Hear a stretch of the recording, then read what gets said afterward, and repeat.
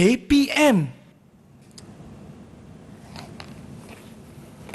Amri, dengar cerita semalam pergi Pangkong, betul ke? Ya, YB. Pergi bercuti sana, buat keluarga. Alhamdulillah. 3 hari kat sana. Yelah, kadang-kadang kita ada masa lapang, kena bawa juga keluarga jalan-jalan kan? Ya, betul YB. Cuma ni Amri, saya punya jadual hari ni macam mana Okey, jadual hari ni YB, pagi ni ada pertemuan dengan Tan Sri Lokman. Baik. Untuk main golf di tempat golf di Padang biasa itulah. Dan yang keduanya ada pertemuan dengan penghulu Kampung Kuala Tiga. Oh ya, betul. Ya. Tapi pagi tadi ada Kampung Sentosa, penghulu dia telefon. Dia mengatakan bahawa jambatan di kampungnya runtuh. Allahu Akbar. Semalam hujan lebat. Kalau macam tu, macam inilah. Saya punya pertemuan dengan Tan Sri Lokman tu, kita batalkan. Tapi tak apa, saya akan call sendiri Tan Sri, bagi tahu minta batal. Sekarang ni Amri tolong uruskan. Call saya punya driver, kita terus gerak ke sana lah. Okey, baik. Saya akan uruskan sekarang. Baik, terima kasih Amri. Okey, sama-sama.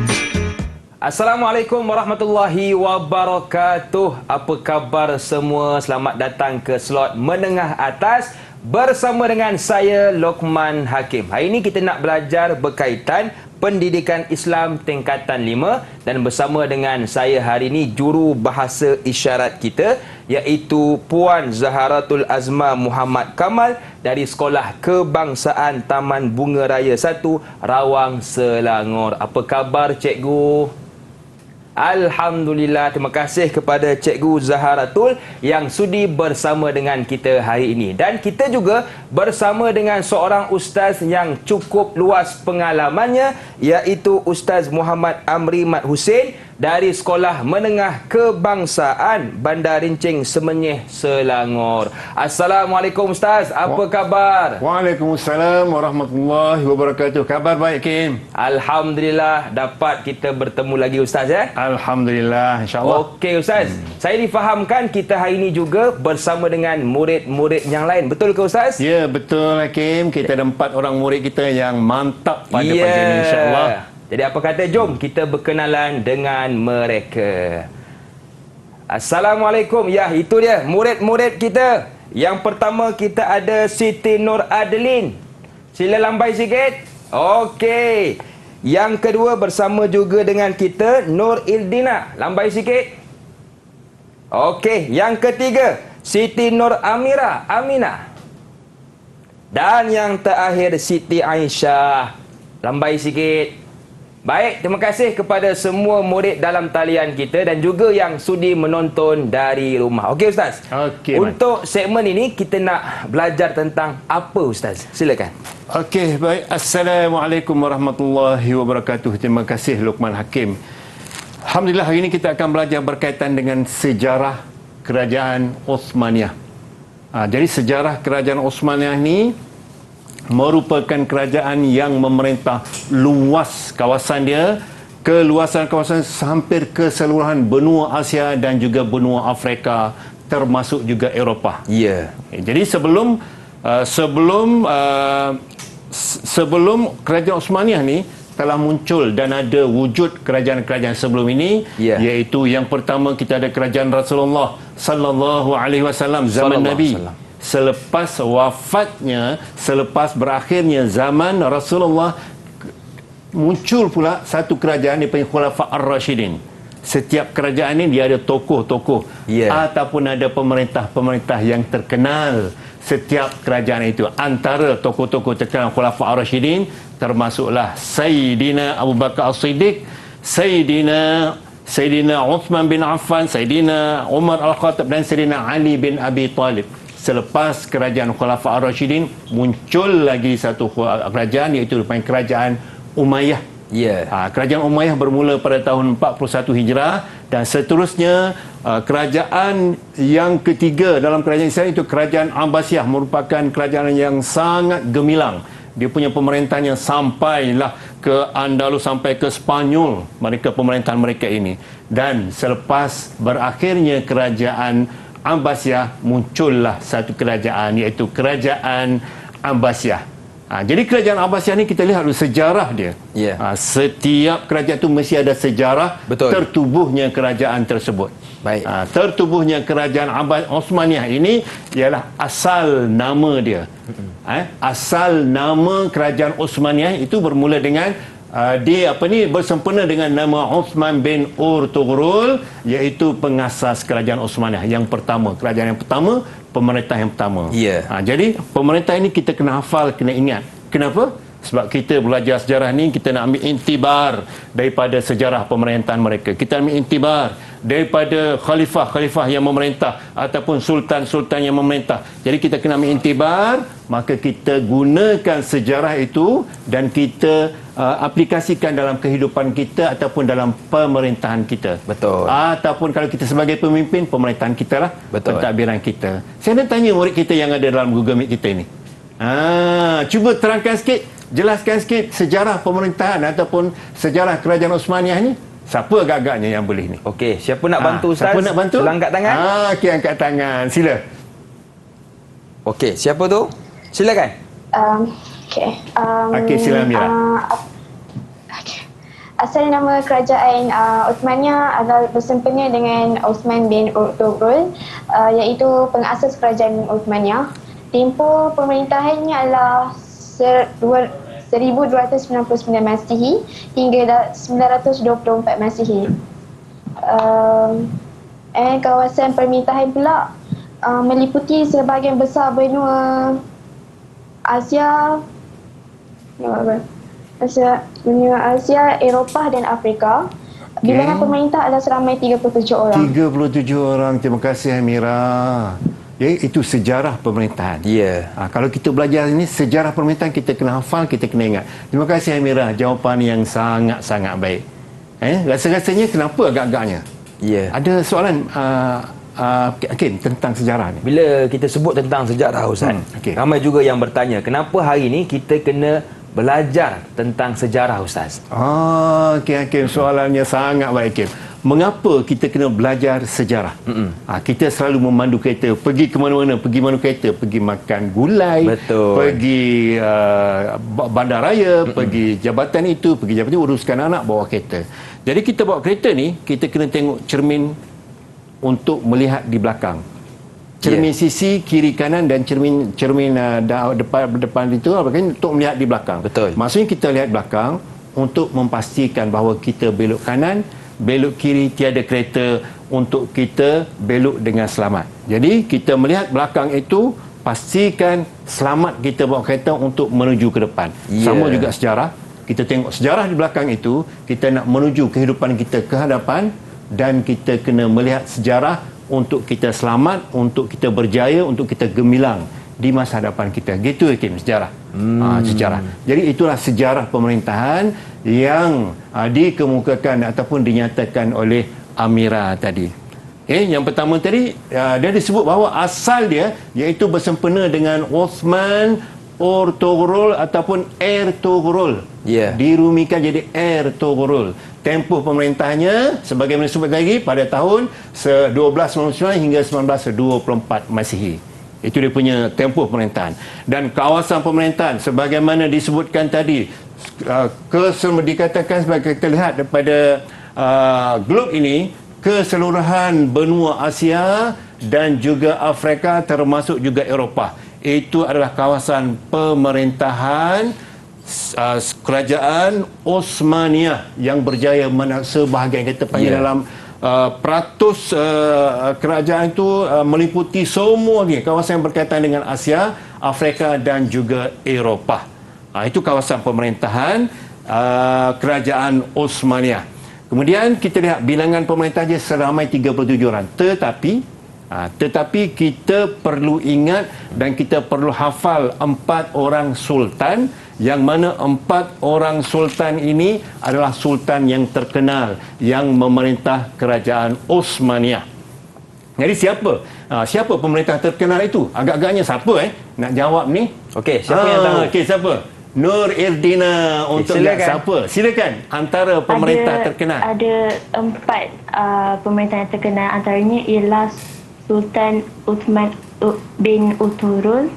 Kedua adalah Sultan Murad I dan ketiga adalah Sultan Muhammad Al-Fatih dan yang terakhir sekali adalah Sultan Sulaiman Al-Kanuni. Okey, terima kasih Irdina. Jawapannya sangat baik dan tepat sekali.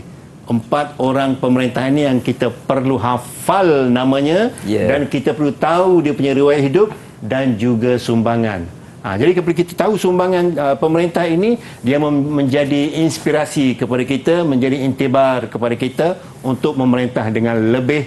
Jika kita ni sebagai pemimpin masyarakat, sebagaimana Hakim YB tadi kan, memimpin masyarakat, dia kena utamakan keselesaan rakyat. Betul. Dalam pemerintahan tersebut ataupun dalam pentadbiran dia. Dan seterusnya kita lihat, seterusnya pemerintah pertama dan pemerintah terakhir. Yang ke-37 pemerintah yang terakhir, iaitu Sultan Abdul Hamid II. Yang ni kita kena hafal juga pemerintah pertama dan terakhir, dan 4 orang pemerintah tadi, antara 4 yang terkenal sebagaimana disebutkan oleh Amirah tadi. Itu kan. Seterusnya kita lihat pusat pemerintahan. Pusat pemerintahan ada 4 pusat pemerintahan. Dan yang terakhirnya di Istanbul, Turki lah. Kalau kita lihat Turki ni, sebagaimana yang ada kat depan ni, iaitu ada rumah kapet yang terkenal lah dengan kapet, dengan pembangunan yang berada di Turki ni. Inilah sejarah daripada penubuhan kerajaan ini, memerintah kerajaan Islam ni dengan begitu mantap sekali. Jujur dan ikhlasnya pemerintah mereka ini. Dan kita lihat seterusnya, kita lihat bagaimana empat masa ini ataupun 4 pusat ini menjadikan pemerintahan ini lebih maju, sampailah dikatakan sampai ke keseluruhan benua Asia, Afrika dan juga Eropah. Luasnya pemerintahan Islam itu.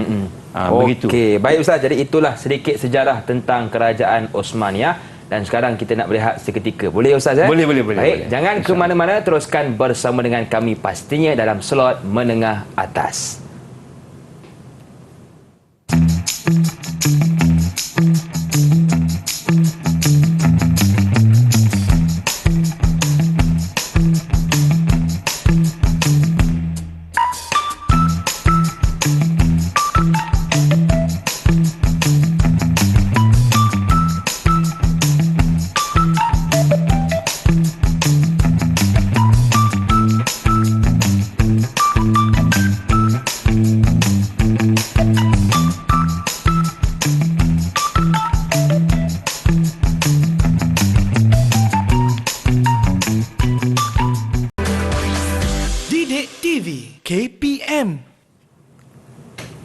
Di zaman kerajaan Osmaniyah ada 4 tokoh terkenal yang perlu kita tahu akan riwayat hidup dan sumbangan mereka. Jadi apa kata, jom kita tanyakan kepada ustaz kita, iaitu Ustaz Muhammad Amri Mat Husin dari Sekolah Menengah Kebangsaan Bandar Rincing Semenyih, Selangor, tentang apakah sumbangan ustaz dan juga riwayat hidup 4 tokoh terkenal ini ustaz. Silakan. Okey, terima kasih Luqman Hakim, host kita pada pagi ini insya-Allah. Pada hari ini insya-Allah kita ada 4 orang terkenal, 4 orang pemerintah terkenal. Daripada 37 tu 4 orang pemerintah, untuk calon-calon di rumah ataupun murid-murid di rumah. Setiap kerajaan kita ada 4 orang tokoh pemerintah terkenal, Khulafa Ar-Rasyidin, kerajaan Umayyah, kerajaan Abbasiyah, termasuk juga kerajaan Osmaniyah ni. 4 orang ni mesti hafal namanya. Hafal namanya, kena ingat namanya. Kita nak tanyalah, salah seorang daripada murid kita ni, boleh tak hafal riwayat hidup Osman Ertugrul? Okey. Agak-agak siapa yang hafal? Siapa yang ingat? Siapa ingat? Sila angkat tangan. Osman Ertugrul. Saya. Amira. Silakan. Sila. Nur Amira. Nama penuh Uthman bin Ertugrul. Tarikh lahir beliau adalah 656 Hijrah. Tarikh mangkat 726 Hijrah, dan tempoh pemerintahan beliau selama 27 tahun. Jawatan beliau adalah pemerintah pertama kerajaan Uthmaniyah. dan terdapat 3 sumbangan. Yang pertama, menyatukan wilayah Anatolia selepas ditinggalkan oleh Bizantin dan mengisytiharkan kesedekaan Anatolia daripada kerajaan Saljuk dan mengasaskan kerajaan Uthmaniyah. Okey, terbaik Jawapan Ustaz. tepat sekali. Ini berapa markah Ustaz? Ini kalau 4 markah penuh, 4 markah. 4 markah penuh Okey, dia biasanya riwayat hidup 2 markah. Riwayat hidup dan sumbangan 2 markah, 4 markah penuh. Okey, riwayat hidup, riwayat hidup mesti nama mesti penuh. Mesti nama penuh. Uthman bin Ertugrul. Ejaan begitu, Ertugrul. Jadi nama penuh. Jadi tak mau nama-nama pendek Uthman, tak mau. Jangan sama sekali kita sebut ataupun kita tulis. Dan jawapan kita kalau orang tanya apa nama sebenar dia, Uthman. Sebab ada nama lah Uthman lain. Betul. Uthman bin Murad, Uthman bin Yasin. Jadi Uthman bin Ertugrul lengkap. Begitu. Dan kita kena hafal dan kita kena ingat 4 daripada 5 isi ni. Dia punya riwayat hidup. Yang pertamanya kata tarikh lahir. Bila lahirnya? Pada tahun 656 Hijrah. Cukup sampai situ. Kita hafal untuk yang Hijrah. Dan tarikh mangkat dia, beliau ialah pada 726 Hijrah dan tempoh pemerintahan dia 27 tahun. Jadi hafal 4 daripada 5 isi ini supaya kita kenal bahawa Uthman Ertugrul ni adalah seorang tokoh ataupun seorang pengasas kepada kerajaan Uthmaniyah ini sebagai panglima tentera, sebagai pemerintah yang pertama dalam kerajaan Uthmaniyah. Sumbangannya ialah menyatukan wilayah Anatolia. Disatukan dulu Anatolia Selatan selepas ditinggalkan oleh Byzantine. Mereka menyatukan. Kita nak berjaya dalam kerajaan ini, kita kena satu. Kita tak boleh berpecah belah. Betul Ustaz. Mana-mana kerajaan Islam ni jangan berpecah belah. Satukan, barulah jadi kuat. Betul. Yang sama juga macam yang dilakukan semasa pemerintahan untuk di Palestin itu. Dia satukan dulu kerajaan di sekitarnya untuk menjaga ataupun untuk mendapatkan negara itu untuk diperintah oleh kerajaan Islam. Okey, selepas ini kita mengisytiharkan kemerdekaan Anatolia daripada kerajaan Saljuk. Yang ni adalah sumbangan. Jadi riwayat hidup kita dapat 4 isi tadi daripada 5, kita ambil 2 sumbangan daripada kerajaan, daripada pemerintah Uthman bin Ertugrul. Yang keduanya iaitu Sultan Murad I bin Orhan. Yang ni ada ni nak sebut ni. Siapa ni agak-agak ni? Okey. Riwayat hidup. Sila Siti Nur Adeline. Okey, riwayat hidup dan juga sumbangan Sultan Murad bin Orhan. Nama penuh adalah Murad I bin Orhan. Tarikh lahir beliau adalah pada 726 Hijrah dan tarikh mangkat adalah 791 Hijrah. Tempoh pemerintahan beliau ada selama 30 tahun. Jawatan adalah pemerintah ketiga Kerajaan Uthmaniyah. Dan sumbangan beliau adalah membentuk pasukan Janissary, memodenkan angkatan tentera laut, menjadikan Edirne sebagai ibu negara. Okey, terima kasih. Terbaik. Terbaik Adeline. Jawapan sangat mantap. Dia ringkas je. Ringkas tapi padat dengan isi. Jadi riwayat hidup dan juga sumbangan. Sama juga dengan tokoh-tokoh yang lain, termasuklah keunggulan tokoh yang ada dalam buku sejarah, dalam sejarah Islam itu, iaitu siapa? 4 mazhab, 4 tokoh mazhab. Kita kena tahu riwayat hidup dan sumbangan. Termasuk Salahuddin Al-Ayyubi, kita tahu nama dan juga sumbangan. Profesor Ahmad Ibrahim, tahu nama dan sumbangan. Begitu cara kita kita nak mengutamakan, atau kita nak mencari identiti dia untuk kita jadikan sebagai iktibar kita. Dalam kita belajar, dalam kita memimpin, kita gunakan apa yang telah mereka lakukan ini untuk kehidupan kita dan seterusnya untuk mentadbir sesebuah organisasi. Dan yang ketiga, yang terkenal, pemerintah yang terkenal, Khulafa Ar-Rasyidin. Siapa agak-agaknya yang nak ceritakan? Ya, ceritakan riwayat hidup dan sumbangan ni. Silakan. Okey, yang ketiga siapa? Siapa? Sila angkat tangan. Sila angkat tangan. Ada? Okey. Okey, silakan. Okey, sila. Muhammad Al-Fatih. Nama penuh adalah Muhammad Al-Fatih bin Murad II. Tarikh lahir pada 833 Hijrah dan tarikh mangkat pada 886 Hijrah. Tempoh pemerintah adalah selama 31 tahun. Jawatan adalah pemerintah ketujuh Kerajaan Uthmaniyah. Dan sumbangan beliau adalah membuka kota Konstantinopel pada tahun 857 Hijrah dan menyatukan empayar di utara Balkan bagi mengelakkan serangan Hungari serta mewafatkan Hagia Sophia sebagai masjid dan membina kompleks Al-Fatih. Terbaik. Hafal satu persatu. Terima kasih Dina. Ya, jawapannya sangat tepat. Ya, sebagaimana sebelum ni kita sebut bahawa riwayat hidup, hafal dan ingat sekurang-kurangnya 4 daripada 5 itulah. Ya, nama penuh Muhammad Al-Fatih bin Murad II. Itu contoh nama sebenar. Ya, nama sebenar beliau, tarikh lahir dia ataupun tahun lahir pada tahun 833 Hijrah. Ya, dan tarikh mangkat dia 886 Hijrah.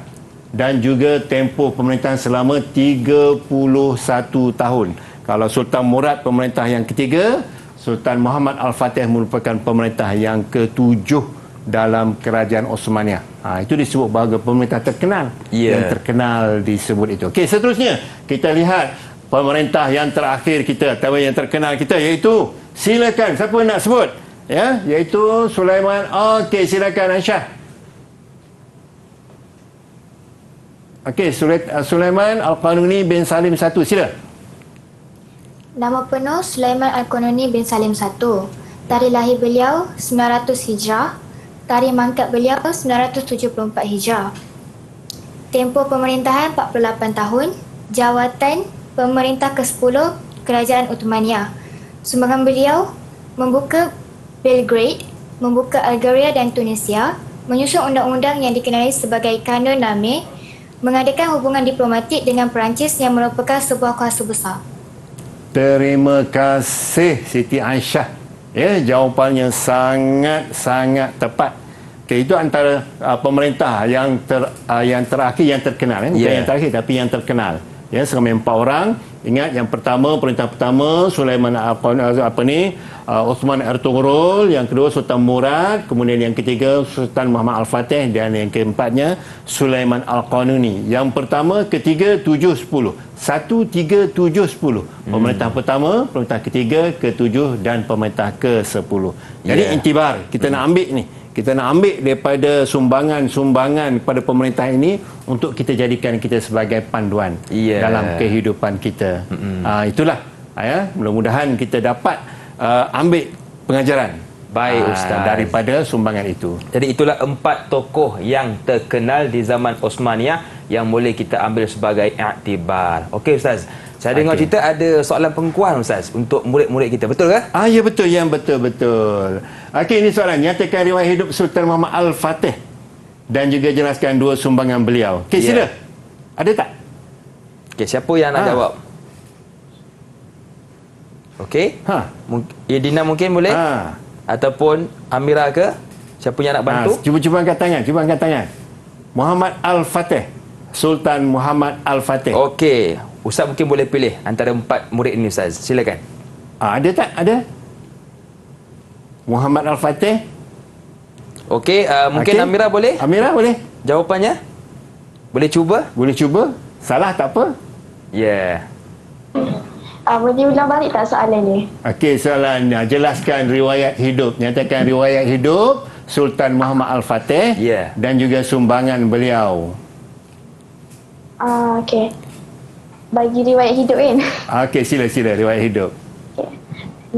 Nama penuh Muhammad Al-Fatih bin Murad II. Okey. Tarikh lahir pada 833 Hijrah. Okey. Tarikh mangkat 886 Hijrah dan tempoh pemerintahan beliau selama 31 tahun. Okey. Jabatan yang beliau pegang adalah pemerintah ke-7 Kerajaan Osmaniyah. Dan Okey. sumbangan beliau adalah membuka kota Konstantinopel. pada tahun 857 Hijrah. Menyatukan empayar di utara bahagian bagi mengelakkan serangan Hungari dan mewakafkan Hagia Sophia sebagai masjid dan membina kompleks Al-Fatih. Okey, terbaik. Berapa Ustaz ganjaran untuk Amira Ustaz? Okey, Amira, kalau skala 1-10 dapat 8. Okey, terbaik tinggi kepada Amira. Tinggi tu Ustaz Tinggi tu. Okey Ustaz, kita nak berehat seketika, boleh ke Ustaz? Okey, boleh. Baik, jangan ke mana-mana, teruskan bersama dengan kami pastinya dalam slot menengah atas.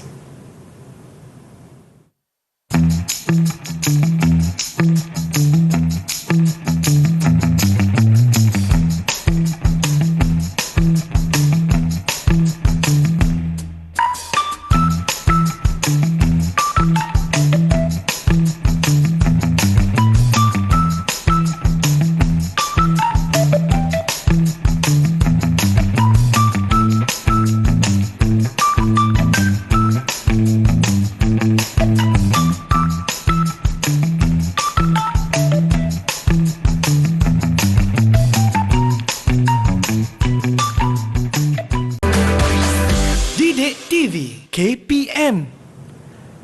Setiap zaman ada faktor kegemilangan dan juga kemerosotan, termasuklah kerajaan Osmaniyah. Dan di menengah atas kali ini kita bersama dengan guru kita, Ustaz Muhammad Amri Mat Hussein dari SMK Bandar Rincing Semenyih, Selangor.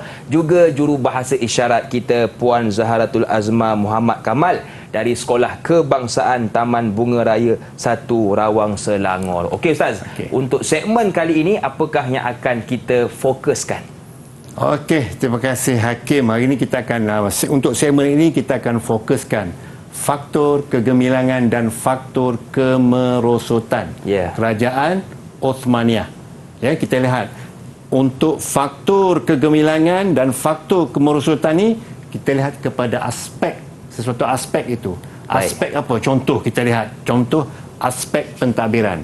Dalam sesuatu negara mesti pentadbiran tu mestilah berjalan dengan lancar. Ya. Kalau pentadbiran berjalan dengan lancar, mempunyai tokoh yang mantap, mempunyai pemimpin yang adil dan saksama, mempunyai tokoh yang berwibawa, maka mantaplah sesuatu kerajaan itu. Betul. Ya, dalam aspek peranan pemerintah, pentadbiran dan aspek penguasaan penguasaan menyelaraskan pemerintahan dan keagamaan, penguasaan laluan ya di antara benua Eropah dengan benua Asia. Maksudnya mereka mentadbirkan dengan baik, maka majulah ataupun gemilanglah kerajaan tersebut. Ya. Okey, apa ini murid kita ni, murid yang ada di skrin kita ni, agak-agak siapa yang nak jelaskan sikit tentang faktor kegemilangan kerajaan Osmaniyah? Silakan. Okey. Ada tak? Okey, silakan Siti Aisyah. Aisyah, silakan. Okey, Aisyah, sila. Antara faktor kegemilangan ialah pentadbiran. Pemerintah berperanan dengan berkesan sebagai ketua tentera, ketua agama dan hakim tertinggi. Pemerintah menyelaraskan pemerintahan dan keagamaan dibantu oleh pegawai pentadbiran. Penguasaan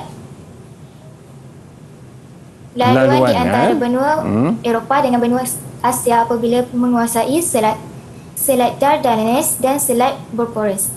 Okey, Faktor kegemilangan yang kedua adalah keilmuan.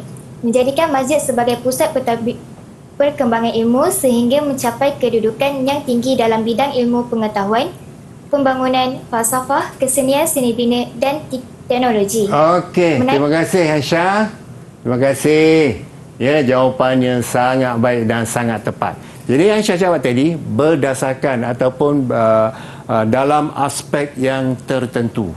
Ya, dalam jawapan ataupun dalam perbincangan perbahasan kita, kalau kita nak jawab berkaitan dengan kegemilangan dan kemerosotan tu, kita lihat pada aspek. Ya, aspek pentadbiran maksudnya sultan itu memerintah dengan cara yang bagaimana. Kalau aspek keilmuan pula, kita menjadikan masjid sebagai pusat perkembangan ilmu sehingga mencapai kedudukan. Sebenarnya masjid ini memainkan peranan yang sangat-sangat penting. Betul. Sejak pada zaman Nabi dulu lagi. Contoh masjid yang dibina oleh Nabi yang pertama. Masjid Quba. Betul, Masjid Quba. Selepasnya Nabi membina pula Masjid Nabawi. Betul. Yang menjadi tumpuan hingga sekarang ini. Jadi masjid ini dijadikan sebagai satu tempat untuk mengembangkan ilmu dan juga mengembangkan pemerintahan dalam Islam itu. Dan seterusnya, kita lihat dari segi aspek faktor kegemilangan, juga dari aspek sosial, iaitu penjagaan kebajikan rakyat. Jaga rakyat, utamakan rakyat. Dari aspek ketenteraan, semangat jihad yang tinggi dalam kalangan tentera demi mempertahankan jihad. Semangat jihad itu penting untuk mentadbir sesebuah negara. Seterusnya, menjaga kebajikan tentera juga memainkan peranan. Faktor gemilangnya sesuatu negara, gemilangnya kerajaan Osmaniyah tersebut. Dan kita lihat pula faktor kemerosotan. Antaranya faktor kemerosotan ketinggalan teknologi. Dari segi teknologinya, teknologi ketenteraan yang ketinggalan berbanding dengan kuasa barat sehingga kalah dalam peperangan. Kalau tentera masih lagi menggunakan lembing, keris, pisau, pedang, tapi teknologi yang lain guna bom dan sebagainya, jadi menyebabkan merosot jatuhnya sesuatu kerajaan. Dan seterusnya ekonomi, kemerosotan ekonomi dan juga beban hutang negara yang tinggi. Itu antara faktor-faktor kemerosotan. Dan seterusnya, gerakan kemerdekaan. Gerakan yang menuntut kemerdekaan daripada wilayah-wilayah menyebabkan negara tidak stabil. Itu antara faktor kemerosotan. Yang awal tadi faktor kegemilangan. Jadi apabila ada soalan yang mengemukakan contoh faktor kegemilangan dan faktor kemerosotan ini, pastikan jawapan kita ataupun pastikan ucapan kita ataupun persembahan kita itu mesti merujuk kepada bahagian mana ataupun aspek apa. Kalau aspek ketenteraan, kalau aspek sosial, berkaitan dengan kegemilangan dan juga kemerosotan sesebuah negara, termasuklah kerajaan Osmaniyah. Begitu. Jadi kita sebagai pelajar ataupun sebagai murid, kita kena melihat faktor ini dan jadikan dia sebagai intibar ataupun jadikan sebagai pelajaran kepada kita. Kalau kita nak menghadapi peperiksaan, kita kena buat begini, kita kena buat begini, kita kena berusaha, kita kena mencari ilmu supaya kita dapat mencapai kejayaan yang diidam-idamkan. Kita berjaya ni bukan saja kita nak berjaya dunia, tapi kita juga nak berjaya di akhirat. Itu antara faktor kegemilangan dan juga faktor kemerosotan. Agak-agaknya kalau kita dari segi ekonomi macam mana?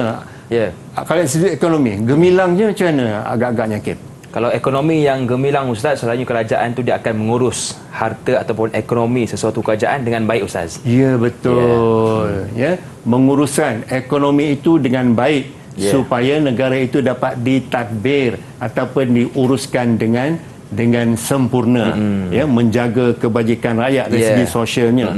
Gemilanglah kerajaan tersebut. Betul. Kalau kemerosotan dia macam mana dari sudut sosialnya, macam mana agak-agaknya? Kalau sosial, Ustaz, tidak menjaga orang kata masyarakat kebajikan, masyarakat rakyat ketika itu, Ustaz. Betul ke, Ustaz? Betul, sangat betul. Apabila kita mentadbir sebuah negara ataupun sebagai YB lah. Betul, macam tadi, Ustaz, kan? Macam tadi. Kita dengar sahaja ada kampung Sentosa, kan? Kampung Sentosa. Jambatan runtuh, kita pun terus pergi ke sana menghulurkan bantuan. Betul. Itu dipanggil pemimpin yang turun padang. Betul, Ustaz. Jadi kita belajar sejarah ni begitulah, kita ambil apa yang telah dilaksanakan oleh pemerintahan terdahulu, jadikan pengajaran kepada kita ni untuk memimpin dengan lebih baik, untuk mentadbir dengan lebih baik. Itu antara faktor kegemilangan tadi dan faktor kemerosotan. Antara selepas itu kita lihat faktor kemerosotannya itu kelemahan sistem pendidikan. Betul. Pendidikan ini sangat-sangat penting di mana-mana saja institusi ataupun di mana-mana saja sektor swasta ke sektor kerajaan ke awam ke, ilmu ni sangat-sangat penting. Lemah dalam ilmu, lemah dalam pendidikan menyebabkan jatuhnya sesuatu kerajaan itu dan menyebabkan organisasi tersebut mudah diperkotak-katikkan oleh orang lain. Itu dari segi pendidikan, dari segi ilmu. Dalam hadis pun menyebut talabul ilmu fardhatun ala kulli muslim wa muslimah. Maknanya menuntut ilmu itu wajib ke atas muslim dan muslimah ataupun muslim orang lelaki Islam dan juga orang perempuan Islam. Wajib. Jadi apabila kelemahan sistem pendidikan ini menyebabkan kekurangan tenaga mahir. Tak boleh nak buat itu, tak boleh nak buat ini, dalam tentera pun lemah, dalam teknologi pun tak tahu, ini yang ini lemah, maka jatuhlah sesuatu kerajaan itu. Itu sistem pendidikan sangat-sangat penting. Dan jatuhnya ataupun merosotnya kerajaan Uthmaniyah ni menyebabkan antaranya ialah sistem pendidikan yang menyebabkan kekurangan tenaga mahir untuk membangunkan negara. Dan yang kelima iaitu persaingan politik. Dalam politik kalaulah berebut jawatan, nak jawatan ada satu je, tapi nak juga, yang ni nak, jadi berebut jawatan. Sedangkan dirinya tiada ilmu pentadbiran contoh, tapi nak juga. Jadi berebut sama-sama sendiri, jadi maka merosotlah kerajaan tersebut, khususnya kerajaan Uthmaniyah lah. Persaingan politik, dalaman istana dan juga perebutan dalam kalangan putera-putera raja untuk mendapatkan kuasa, berebut kuasa, nak jadi pemerintah, nak jadi sultan, maka berebut perbuatan itu menyebabkan lemahnya kerajaan Uthmaniyah. Itu antara faktor-faktor merosotnya kerajaan Uthmaniyah. Begitu. Ada yang nak jawab tak ni? Berkaitan. Ada soalan ke Ustaz? Ada tak tentang kemerosotan kerajaan Uthmaniyah? Berikan satu faktor. Okey, sila Amira. Faktor kemerosotan. Salah satu faktor kemerosotan adalah persaingan politik. Persaingan politik. Dalaman istana itu. Terima kasih Amira. Jawapan yang sangat baik. Okey Ustaz, berapa ganjaran untuk Amira tadi? Amira ganjaran kalau 1-10 dia akan dapat 9. Skala dia 1-10 dapat 9 markah dia. Terima kasih Amira. Okey Ustaz, mungkin ada soalan yang kedua Ustaz untuk murid-murid kita. Ada soalan yang kedua. Silakan. Ada jawapan? Tadi kita tanya dalam bab faktor kemerosotan. Yang ni Ustaz, faktor kegemilangan pula. Faktor kegemilangan salah satu. Siapa yang tahu? Sila. Siapa yang tahu? Mungkin Adeline ataupun sahabat-sahabat yang lain. Sila Idina. Silakan Idina. Apa soalan tadi? Faktor kegemilangan. Salah satu je. Faktor kegemilangan. Dari segi sosial. Dari sosial.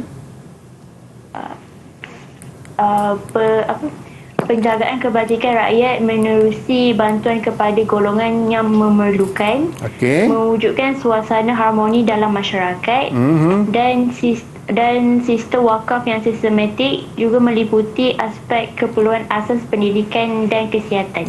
Terbaik Idina. Berapa Ustaz ganjaran untuk kalau Idina? 1-10 sekali dia dapat 10 markah 10 markah. Terbaik.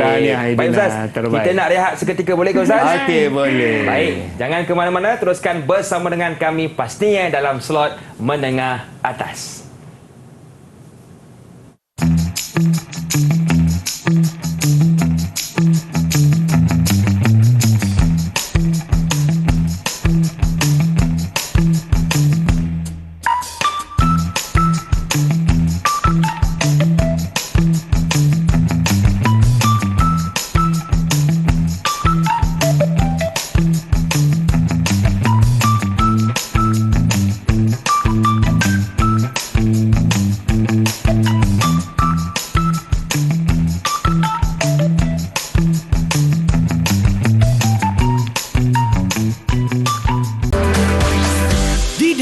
TV KPN.